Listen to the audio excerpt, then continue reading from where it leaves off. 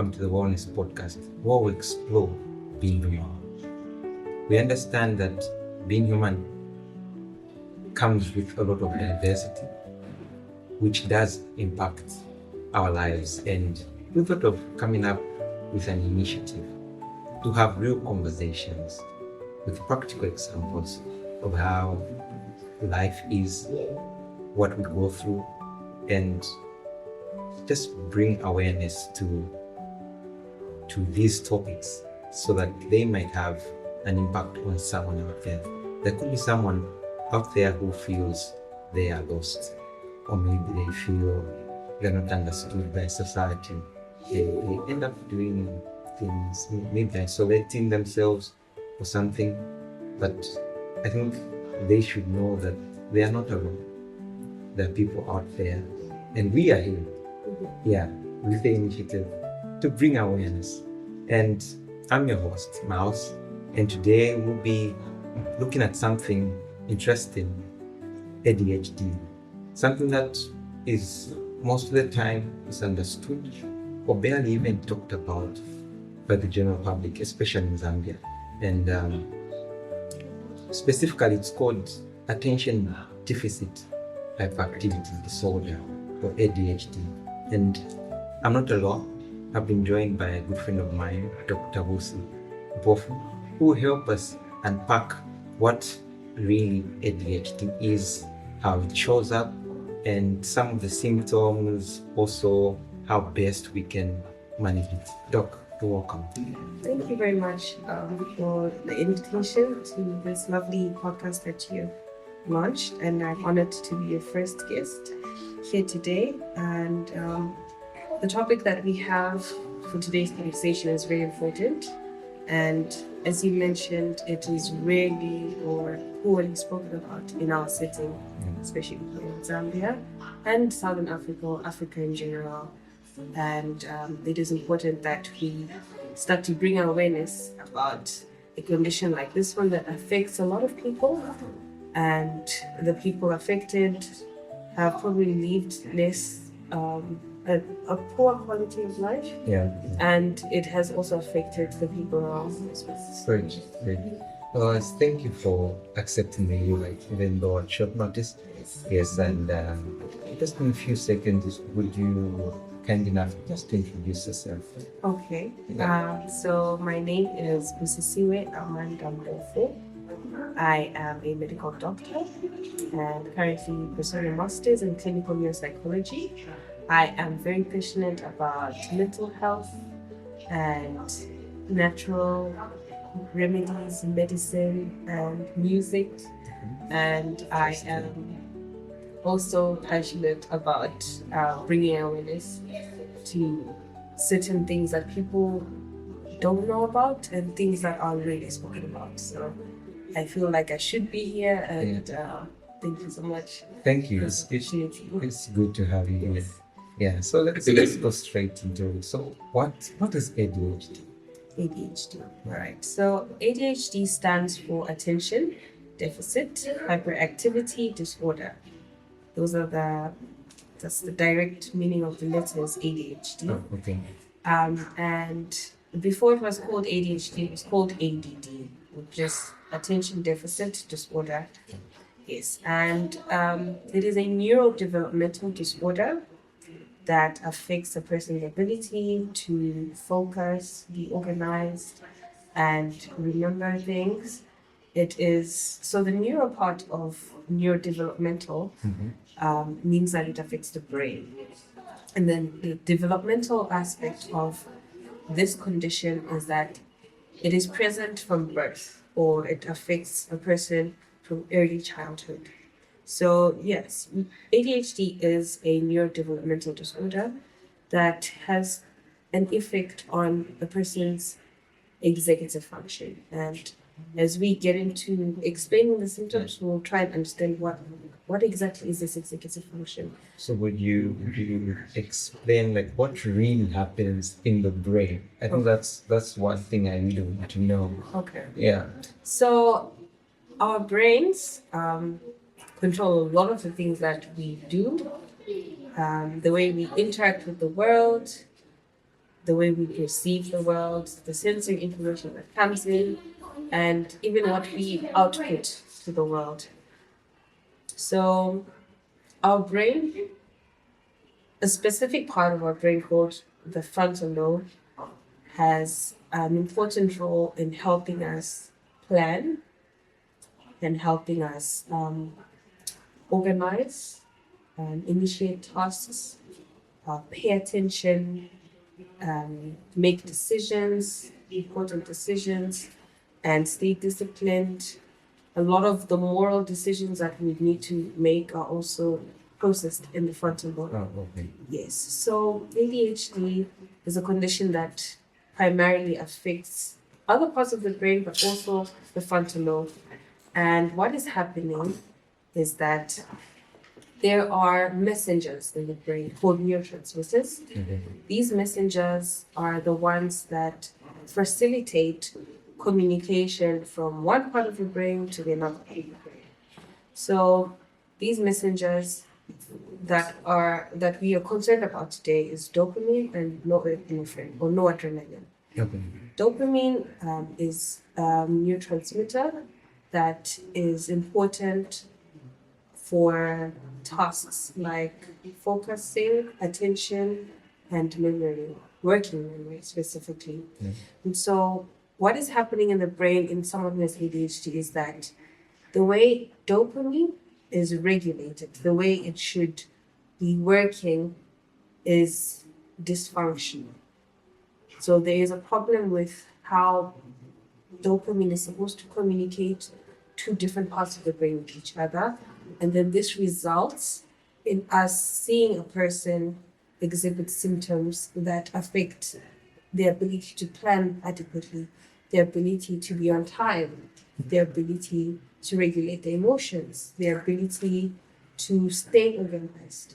And so from the time a person is born, Yeah. the way their brain develops is already, it comes with that, we would call it a difference, we'd call it a difference in the development of the brain where dopamine doesn't communicate as it should and doesn't facilitate the communication of different parts of the brain. Could you give a simple example? Okay. Of how, maybe in layman's language, how Okay. dopamine does really work in the brain. I'm still trying to get it. Okay. Yeah. So your brain has cells called neurons, right? And every part of the body has cells. The cells are the smallest functional unit of any organ. Yeah. So this time we're looking at the brain as an organ, and then we're looking at the cells of the brain. And these are the ones that we are calling neurons. So these neurons are always transmitting information, Yeah. right?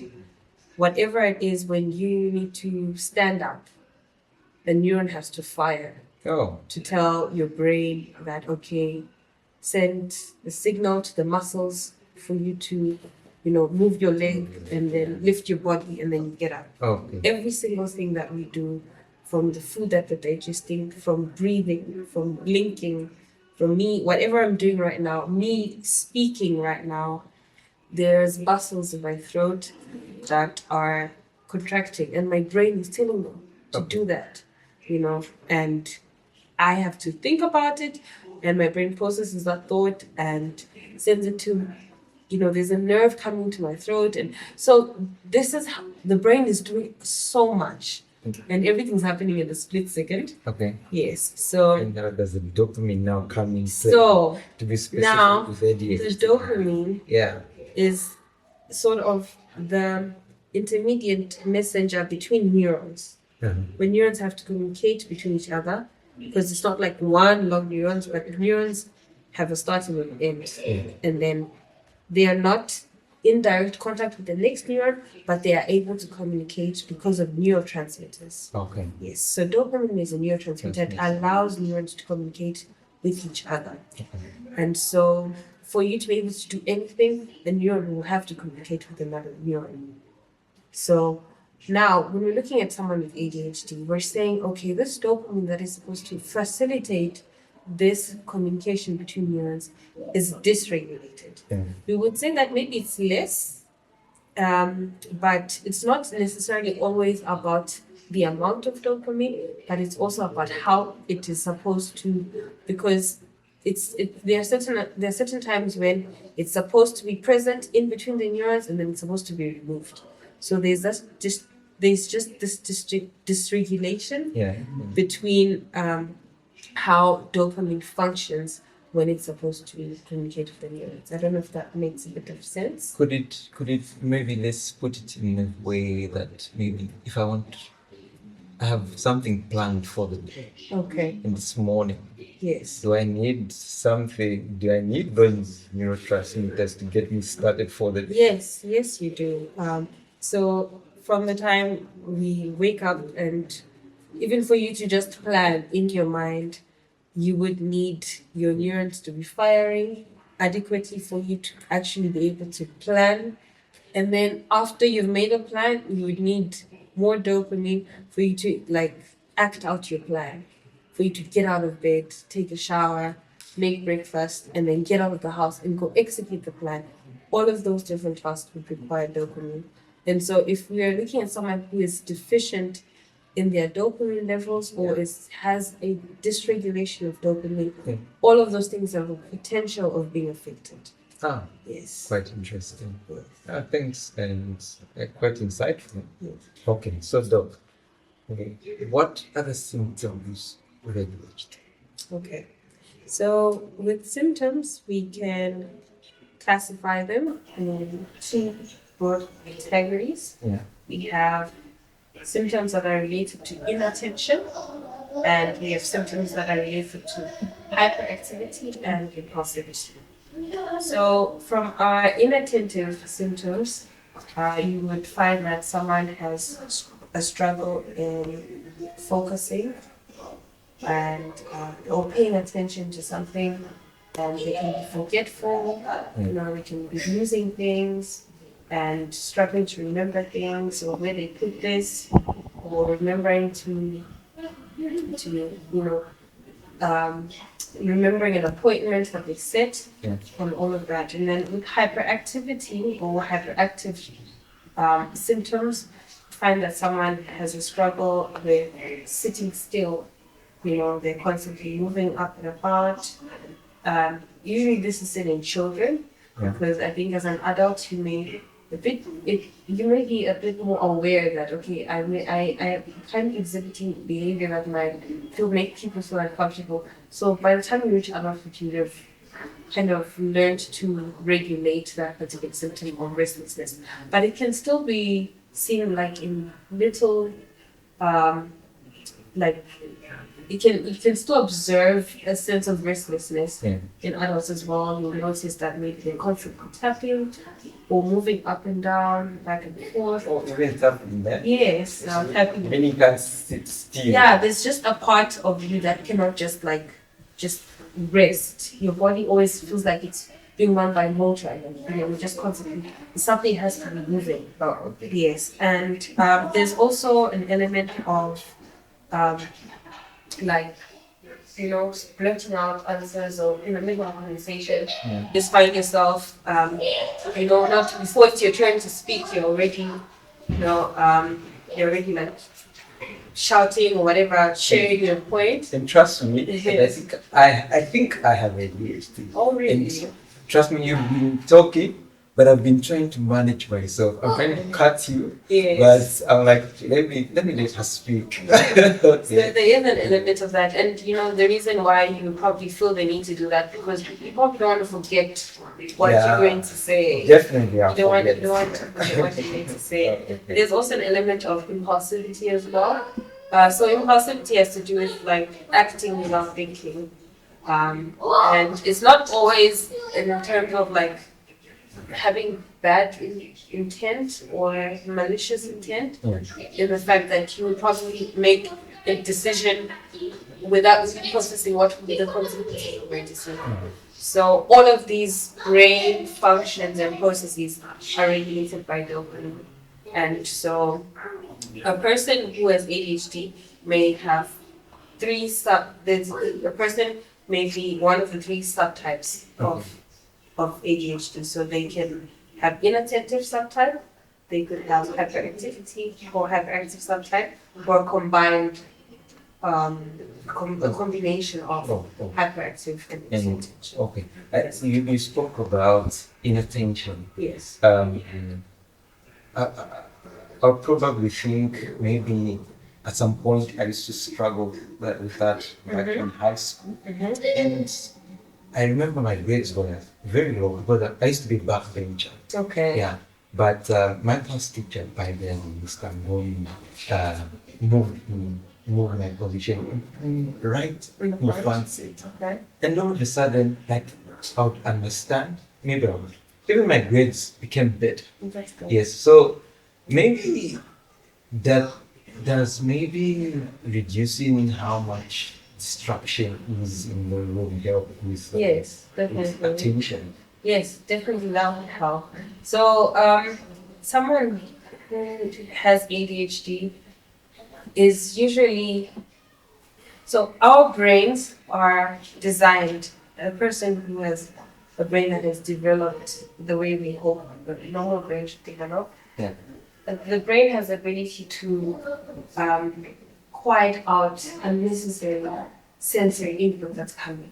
So if you're sitting in class and the fan is on, and outside someone is cutting grass, outside there are people walking, maybe, let's say an important person came to visit the school, so you just keep seeing people walking out and whatnot. A person with ADHD will be receiving all this information and their brain struggles to quiet out what's happening on the outside, and for you to just focus on your teacher and what your teacher is telling you.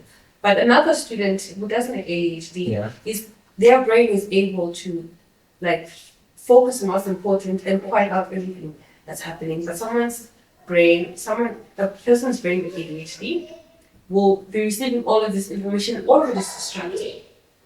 All of it is distracting. And even if you try to stay focused, you still hear the fan. You still see the people passing and your head just turns and then you're looking there and then you're losing out on what your teacher. So yes, if it is possible, it would really help someone with ADHD to reduce as much distraction as possible so that their attention can be on whatever they need to focus on. But another aspect of that is that you could have distractions on the outside, you could also have distractions on the inside. Your own thoughts. Your own thoughts you could have. So imagine having 100 tabs open. Your brain is, it's Google Chrome and there's like 100 tabs open. One, YouTube is playing, another, another website, whatever is playing, and all of those, they all require your attention. So sometimes the distraction is internal. And even if you're in a quiet place, you would still struggle to focus because there's so many things happening in your brain and it's difficult to just focus on the one.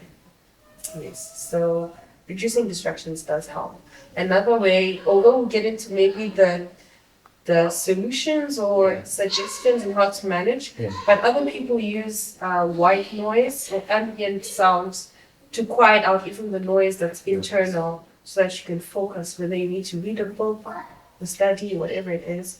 So there are ways to reduce distractions which helps with That's quite interesting. You spoke about the three different subtypes, which is attentiveness, being hyperactive, and also a combination. Does having a combination make I don't want to say make you worse, but does it make it more severe?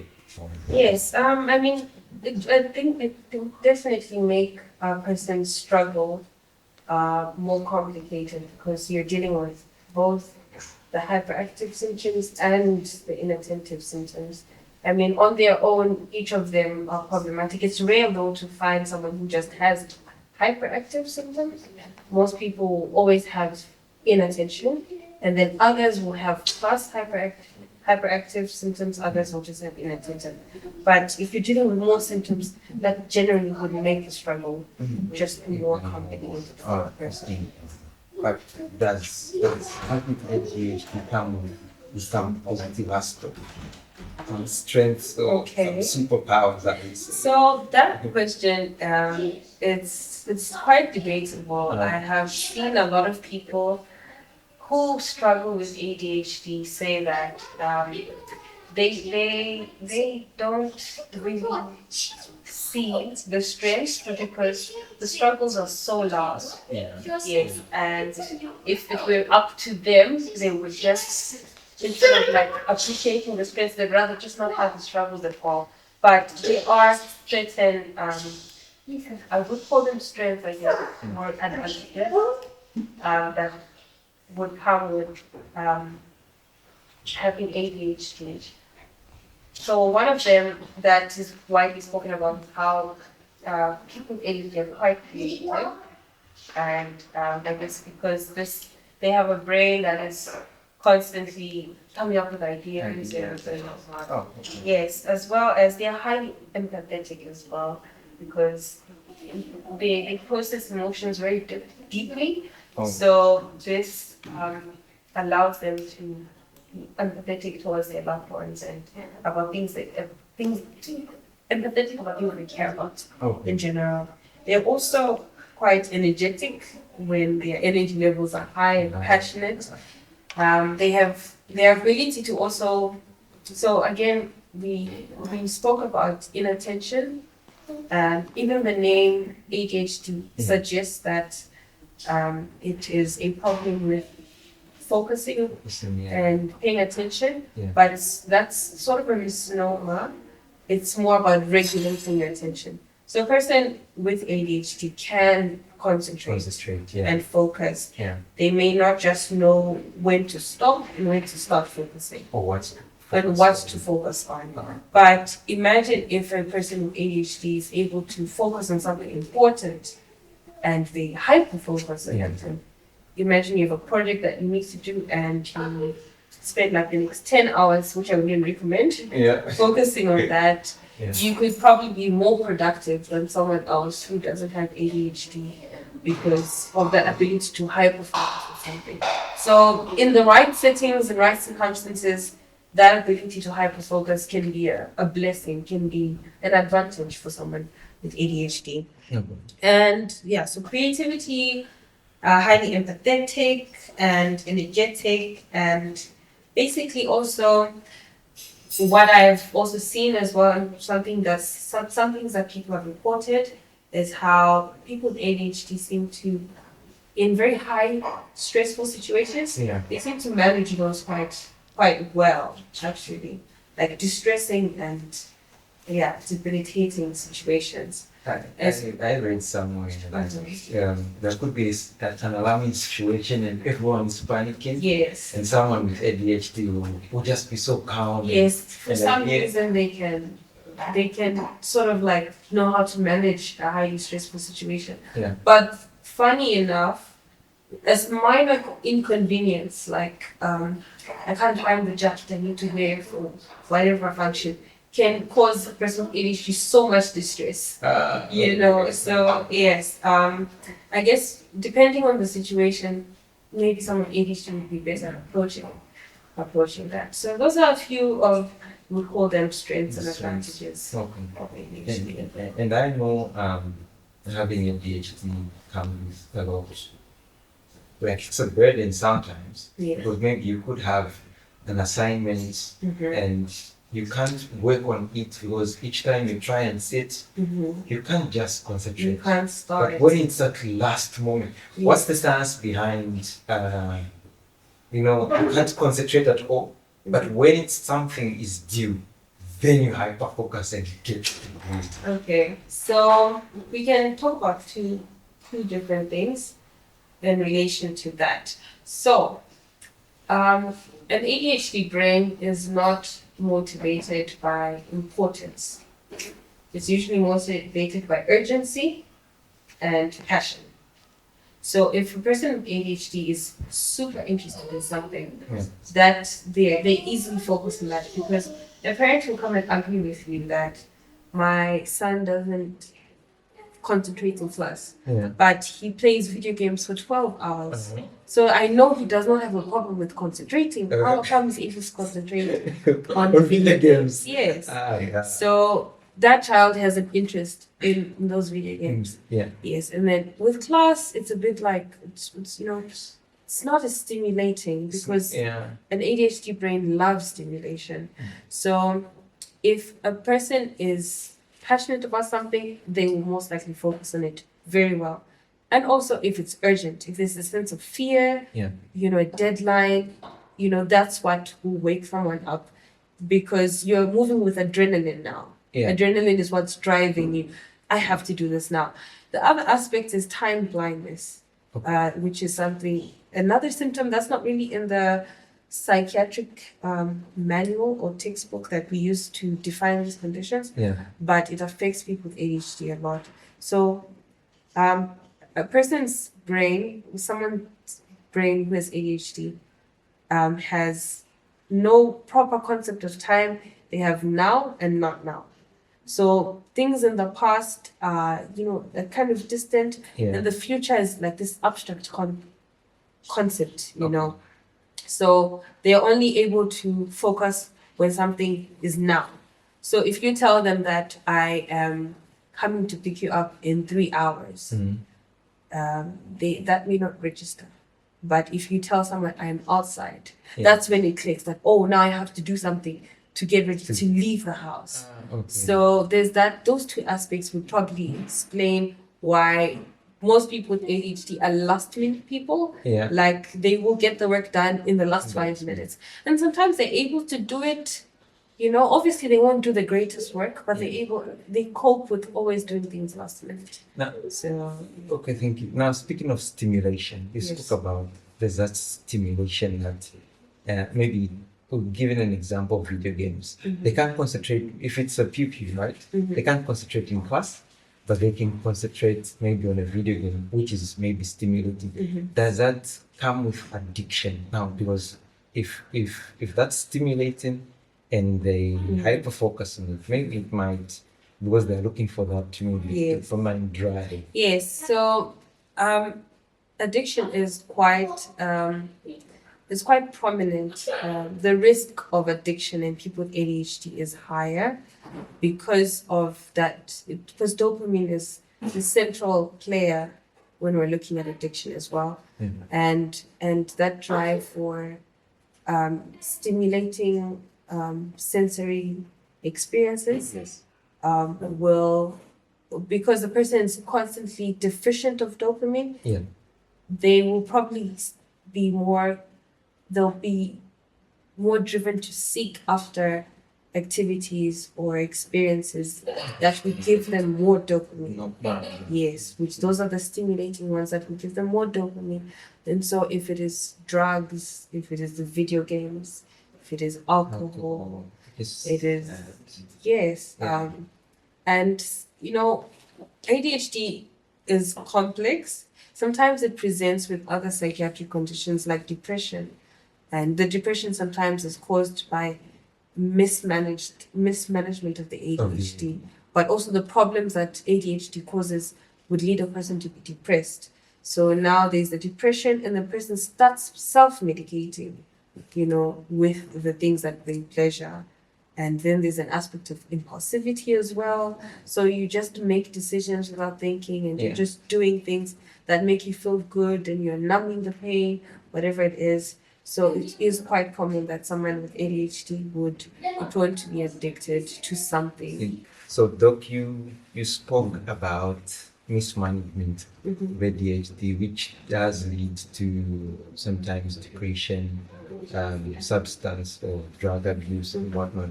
How best can ADHD be managed, both maybe in children as well as adults? Right. So, first of all, it's important for anyone who suspects they might have ADHD, or if you have a family member that you think has ADHD, or a friend or a partner, whatever it is, take them to a psychiatrist a professional or psychologist who will formally diagnose them so that we know for sure that this person has ADHD, because there's a certain criteria that someone with ADHD should meet for us to say you have ADHD. First of all, the symptoms that you struggle with must have been present from the time you were young. And obviously, the way they present as you grow changes.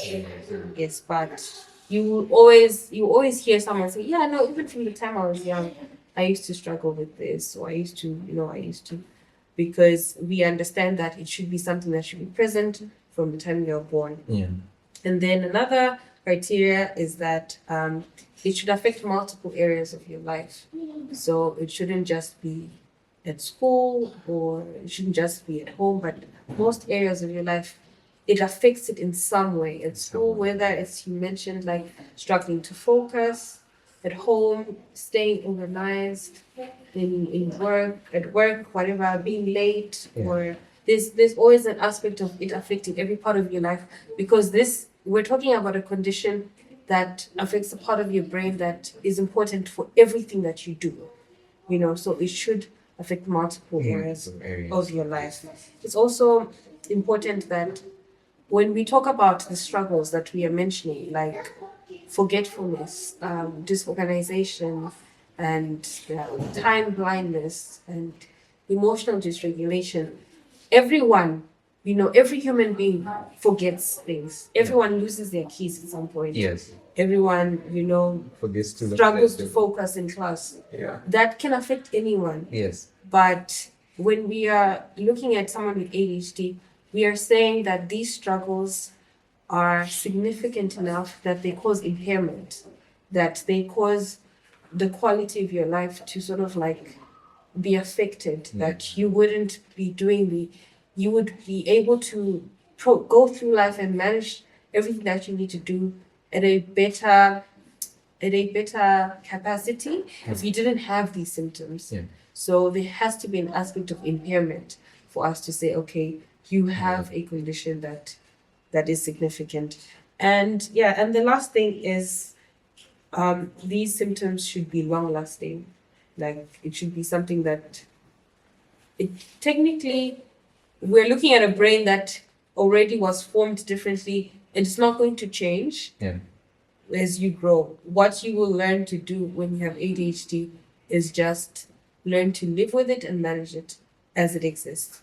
So we need to make sure that whatever symptoms you have are also not being caused by another condition. Because a person who's depressed, who struggle to remember, will struggle to focus, will struggle to have emotional dysregulation, Yes. they will have certain symptoms that affect those same executive functions that affect the frontal lobe, but those symptoms in that person are being caused by depression. And once we treat the depression, those symptoms go away. Mm-hmm. So we also need to make sure that if you have these symptoms, they're not being caused by any other thing. So a person who's licensed to diagnose will be best at identifying that you meet this criteria. Then, when it comes to management, right? Yeah. There are different ways to manage any mental health condition. Yeah. There's medical management, there's psychological management, right? So a person would now, once you get your diagnosis, you will also be able to evaluate the severity of your condition. There are some people who have lived with ADHD, they have never known that they have ADHD, and they somehow have made it in life. They've become very successful people. I mean, they're very famous people that we know who have ADHD. A lot of actors, comedians like Trevor Noah. I actually discovered Yes. that through him. Yeah. Yes. So yes, they've grown up to live like very successful lives. So again, we need to understand how severe it is for us to know how to manage it. There's some people who have had constant broken relationships, and they've lost all their jobs. Yeah. And they've just struggled to just learn to just keep it together in life. Those people could probably benefit from medication, which would help reduce a lot of these symptoms. And then that empowers them to be able to like do the normal things that people would be able to do. So there's actually medication. There's actually medication. So yes, there's medical management of ADHD. There's psychotherapy as well to manage, find a way to learn to cope with the struggles that you have, whether it's learning a unique way of, planning your day, motivating you to do certain things. Psychotherapy would help with that. There are supplements that there's a lot of research on supplements. And if you are going to take any supplements, do a lot of research on that and make sure that you also get approval from a psychiatrist who will also tell you it's safe, it's useful. Because again, you don't want to spend money on supplements that will not do anything for you. So how best can parents support their children who they suspect or maybe have been diagnosed with ADHD, and how best can peers, friends support their fellow friends who have ADHD? So, first things first, as a parent, you may feel that your child is troublesome. Yeah. So it's very important for a parent to approach any child with any condition really with a lot of patience, a lot of empathy as well, it's a lot of understanding, because it's just very easy, especially for our African parents, to think that we are just being defiant, just don't want to listen. I've told you so many times, go and do this thing, go and pick up this. You haven't, why can't you just do this? And yeah, it's very easy for a parent to think that their child is just being disobedient and they just don't want to, they just don't want to follow the instructions of the parents, or they just, they're not interested. And it's not really that the child doesn't want to do the thing, but there is a part of their brain that is affecting their ability to do something that you as a parent would think this is easy or this is straightforward. Like, why can't you just do the thing? So it's very important for even peers, friends, family members to be patient and understanding that it's not a morality problem.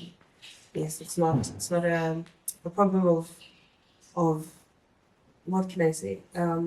Like disinterest, or it's not coming from a negative intention from the person who's affected, but it is a problem with their brain.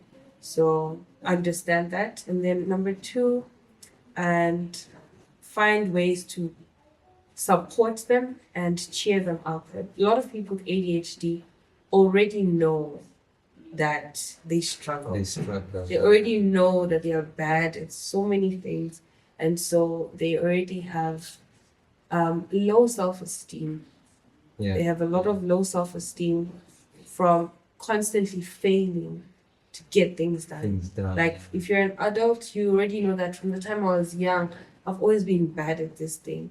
So you already have that negative view of yourself, and the people around you may not even understand how bad it is in your brain that you look down on yourself because of constantly failing to do so many things. Even try. And so they already know they don't need to be reminded.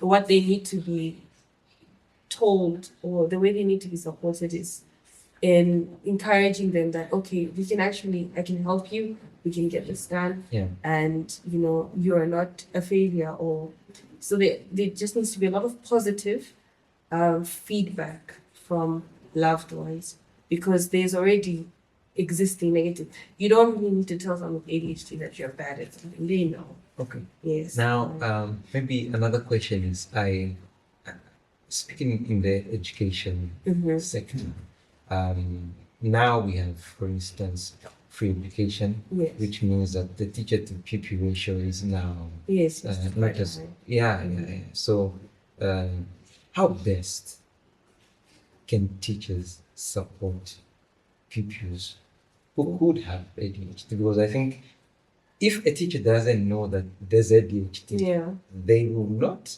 help a pupil who's struggling. They will think they're not serious or something. Yes. So how best can schools support their pupils Okay. who have it? So I think number one, we would have to ensure that those teachers are educated on ADHD. They should understand how a student who has ADHD would present in class, whether they'll be the hyperactive student or it's just that student who's always quiet and looks like they're daydreaming and then you ask them, hey, I've asked you a question, and they're like, no, so please repeat the answer. And then like, oh, he's not listening to me. Blah, blah, blah, blah. You know? So being able to identify is the most important thing. Yeah. And then also finding ways to now bring the students to be a bit more focused. You may find also that some students with ADHD come with learning disabilities as well. Yeah. Like some people with ADHD may have dyslexia, which is trouble like reading and processing words, and dyscalculia, understanding numbers, just having that mathematic kind of logical thinking is affected as well. So that affects their ability to do certain subjects at school as well. And they may also, because of that struggle with inattention and focus and memory, they may never finish their tests or exams. So they may need extra time. So in some developed countries where you have these schools that are aware of these things, once they identify a student who has ADHD or some other learning disability, that student is usually given extra time, to be allowed to finish their paper and whatnot. And then this gives the student, equity in terms of being able to have a fair chance of prospering in academics. So it is important for the teacher to know what to look for, and then know, depending on the needs of the student, provide accommodation. Because other things could be extra lessons as well. Like even if you didn't manage to grasp the concept in class, they cannot understand something. So how best, with the increase in AI and the advancement in technology, how best can AI and technology be used in the management of ADHD? Right. So there are a lot of apps actually, and not just apps, but like in other parts of the world, there are so many people who are coming out and saying, I have ADHD, and so now I think people are taking opportunities to create apps and ways to help people with ADHD cope. And some of them are effective, some of them you'd have to really like see if it really does anything for you. Because a lot of some of the suggestions that someone who probably doesn't have ADHD would give, like write down all your plans and set timers, whatever it is. Some of the things that could work for someone without ADHD wouldn't work for someone with ADHD. Yes, like the same way, even because like we mentioned that everyone will struggle with some of these things at some point. So like for you to not be forgetful, you would probably set a reminder or whatever, and you write down everything that you need to do and then follow through that list so that you're able to finish your tasks. You break down your tasks, whatever it is. Some of these suggestions don't always help someone with ADHD, so they need unique solutions. Some of these apps come with these unique solutions or unique suggestions on how to cope with that specific time blindness, and having ways to help you focus better. Some apps will have like certain sounds that they can play that help calm down the brain and help you focus better. So AI is very useful as well in like if you need to get a task started, you can just give a prompt to AI, I need to start this, help me figure out how to get it done. And most AI applications have some information in ADHD, so you can literally tell the AI that, okay, I have ADHD and I need to get this task done and this is not working, what else can I do? There's many ways. It may give you a suggestion that will be more ADHD friendly. So there's definitely a lot that people can do. You just need to do enough research to know what really works and what doesn't work. But these things do come in handy. If you have things like Google Assistant, Yeah. that if you have a smart home as well, and then you just tell your whether it's what do they call it, the Apple one, Alexa. Yeah. Yes, tell Alexa at 11, remind me to remove the laundry from the washing machine or whatever it is, and then or like ring an alarm so that I remember to do this. Then Alexa will ring the alarm and like, oh yeah, I need to do this. That can help. Yes, that could be done on the phone as well. Because again, at least with your phone, you're always moving around with it. Yes. Yeah, so you could use this like applications or like functions like voice to text. Yeah. You could like just speak into your phone and then it converts whatever you say into text, and you're able to remember things more quickly and note down anything that you need to remember very quickly. Yeah. So there's lots of ways. So we need to just learn about these things and then use them to our advantage to help get things done. Thank you. Quite insightful. So my final question is, what's one thing you feel more people should understand about ADHD? Okay, so number one, people with ADHD are not lazy, and anyone can be lazy. Even the people with ADHD can have lazy days sometimes, but ADHD is not rooted in laziness. Yes, that is not the primary problem of it, because a person with ADHD can sometimes fail to start and they'll just be sitting and doing nothing. And you think, why aren't you moving? Why aren't you doing anything? That is not coming from laziness. There is a lot more going on in the mind, in the body itself, because what is happening in the mind affects the body as well. So people need to understand that, and it's not an issue of willpower as well. It's not that if you try harder, just keep trying, just keep trying and you get things done. That doesn't work for someone with ADHD, because it's almost like telling someone who was born with one leg that just try hard and then you'll be able to run as fast as someone who has two legs. But it's trying hard will not change the structure of the brain, because the brain is already different from the get-go. So people need to understand that it is an actual condition. Some people don't believe that ADHD is real, or they don't think it's a problem. But it is, and it affects people significantly. And the more we talk about it and learn to understand it, the more we'll be able to help each other and make the world for people who have ADHD much better for this as well. For me, I would say, if there's someone out there who feels they have ADHD, they are not alone. Yes. They're not a problem. They're just a person. They're just different. Yeah, they're just different. Yes, and they have equal opportunity and chance to. They have equal opportunity and chance to be able to learn to build their lives and live through life in a more successful way if they are able to get help. So there are many people who have ADHD and they have still been successful. So yes, whoever is listening out there, please know that you're definitely not alone. And if you just also learn to accept and not, so sometimes you question, like, why do I have to have this condition? Why can't I be normal?